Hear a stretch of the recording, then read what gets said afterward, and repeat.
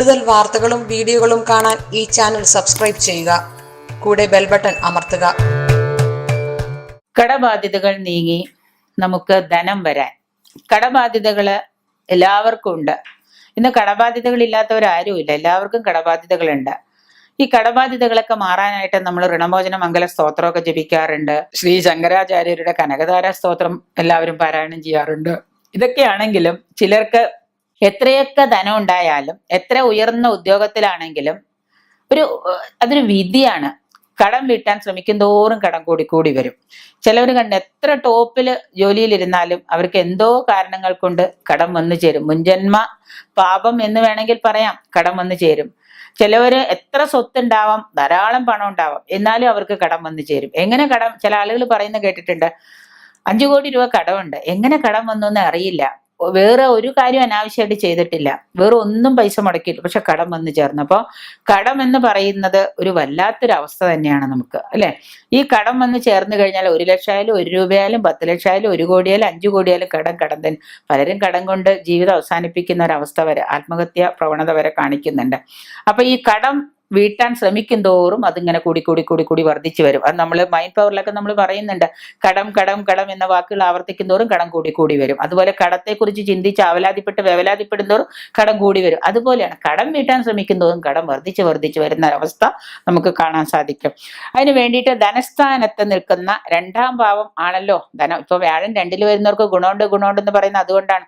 വ്യാഴൻ 2-ൽ വന്ന സഹായസ്ഥാനമാണ്. ആരെങ്കിലൊക്കെ പണം തന്ന് സഹായിക്കും, എവിടുന്നെങ്കിലൊക്കെ പണം കിട്ടും, എങ്ങനെയെങ്കിലൊക്കെ പണം കിട്ടും. അപ്പോ ഈ 2ാം ഭാവമാണ് നമ്മളുടെ ധനസഹായം.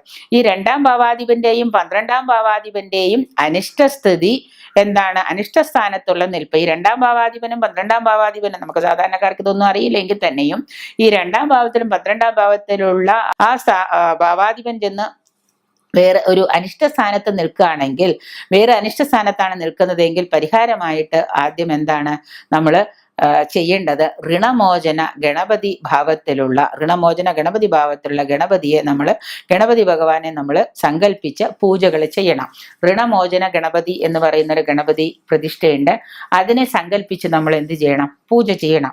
അങ്ങനെ പൂജ ചെയ്തു കഴിഞ്ഞാൽ നമ്മൾ ഈ പറയുന്ന 2ാം ഭാവത്തിന്റെയും 12ാം ഭാവത്തിന്റെയും ആ അനിഷ്ട സ്ഥാനത്തുള്ള ദോഷം നമുക്ക് ഇല്ലാണ്ടാവും. അപ്പൊ ചിലപ്പോൾ കടങ്ങൾക്ക് ഒരു അറുതി വരുന്നതാണ്. ധനധാന്യ സമൃദ്ധിക്കായിട്ട് നമുക്ക് ധാരാളം പണമൊക്കെ വരണം, അല്ലെങ്കിൽ നമുക്ക് ഐശ്വര്യമാണല്ലോ പണം. ഐശ്വര്യം, ധനധാന്യ സമൃദ്ധിക്കൊക്കെ ആയിട്ട് സർവാർത്ഥ സാധക ലക്ഷ്മി സ്തോത്രം കേട്ടിട്ടുണ്ടാവും എന്ന് വിചാരിക്കുന്നു. സർവാർത്ഥ സാധക ലക്ഷ്മി സ്തോത്രം. ഇനി ഇത് കേൾക്കുമ്പോൾ തന്നെ എല്ലാവരും ഉടനെ ഫോൺ എടുത്ത് വിളിക്കുകയല്ല ചെയ്യേണ്ടത്. സർവാർത്ഥ സാധക ലക്ഷ്മി സ്തോത്രം എന്ന് പറയുന്ന ഇതെല്ലാം വാങ്ങിക്കാൻ കിട്ടുന്ന ആത്മീയ ബുക്കുകളാണ്. അത് വാങ്ങിക്കാൻ കിട്ടും, അതിൽ എഴുതിയിട്ടുണ്ടാവും വ്യക്തമായിട്ട്.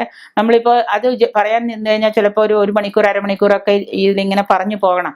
അപ്പൊ ആ സ്തോത്രങ്ങൾ തന്നെ നമ്മൾ ഇവിടെ നിന്ന് പാരായണം ചെയ്യേണ്ടതായിട്ട് വരും. അപ്പൊ അതുകൊണ്ടാണ് നമ്മൾ ആ സ്തോത്രങ്ങളൊന്നും ഇവിടെ പറയാത്തത്. അപ്പൊ അതിനെ നിങ്ങൾ ചെയ്യേണ്ടത്, അത് പറയുമ്പോൾ അത് മാർക്ക് ചെയ്തിട്ട് ഈ സർവാർത്ഥ സാധക ലക്ഷ്മി സ്തോത്രം എന്ന് പറയുന്ന വാങ്ങിക്കാൻ കിട്ടുന്ന ബുക്ക് വാങ്ങിച്ചിട്ട് അതിനെ നമ്മൾ ടിക്ക് ചെയ്ത് മാർക്ക് ചെയ്തിട്ട് വ്യക്തമായിട്ട് തെറ്റില്ലാതെ നിങ്ങൾ ജപങ്ങളൊക്കെ തെറ്റില്ലാതെ ആയിരിക്കണം. അപ്പൊ തെറ്റില്ലാതെ നിങ്ങൾ അത് എല്ലാ ദിവസവും പാരായണം ചെയ്യുക.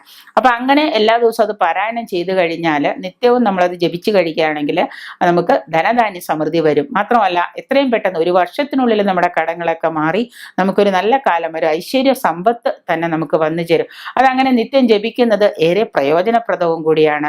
ഇനി വരാൻ പോകുന്ന കടങ്ങളെ പോലും പിടിച്ചു നിർത്താൻ, നമ്മുടെ 2ാം ഭാവാധിപനും 12ാം ഭാവാധിപനും ദോഷം ഉണ്ടെങ്കിൽ പോലും ആ ജാതക ദോഷം മാറ്റാൻ പോലും ഈ സർവാർത്ഥ സാധക ലക്ഷ്മി സ്തോത്രം വളരെ അത്യുത്തമമാണ്.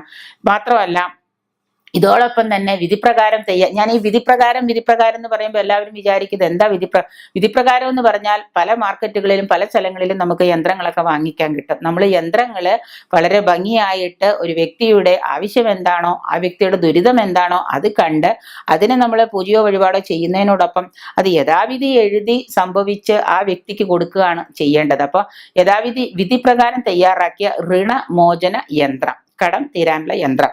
അത് കൂടി നമ്മൾ ശരീരത്തിൽ ധരിക്കുന്നത് കടബാധ്യതകൾ കുറയാനും നമ്മുടെ സമ്പത്ത് വർദ്ധിക്കാനും നമുക്ക് ഇടയാക്കും. അപ്പൊ ഈ സമ്പത്ത് വർദ്ധിക്കുക എന്ന് പറഞ്ഞു കഴിഞ്ഞാൽ കടമില്ലാണ്ടായ സമ്പത്ത് 10 രൂപ കിട്ടുമ്പോൾ 15 രൂപ കടം കൊടുക്കണമാണല്ലോ നമുക്കൊക്കെ പറ്റുന്ന തെറ്റുകൾ. അങ്ങനെ വരുമ്പോൾ നമ്മൾ സമ്പത്ത് വർദ്ധിക്കാൻ നമുക്ക് സാധിക്കും. അതിന് ഈ ലക്ഷ്മി സ്തോത്രം ചെയ്ത് ഇത് എല്ലാ ദിവസവും ഈ പറയുന്ന സർവാർത്ഥ സാധക ലക്ഷ്മി സ്തോത്രം പാരായണം ചെയ്യുകയും ഈ പറയുന്ന ഋണമോചന യന്ത്രം എഴുതി ശരീരത്തിൽ യഥാവിധി എഴുതി ധരിക്കുകയും ചെയ്തു കഴിഞ്ഞാൽ നമ്മളുടെ കടങ്ങളൊക്കെ മാറി നമുക്ക് ധനവും സമ്പത്തും വരാൻ തുടങ്ങും.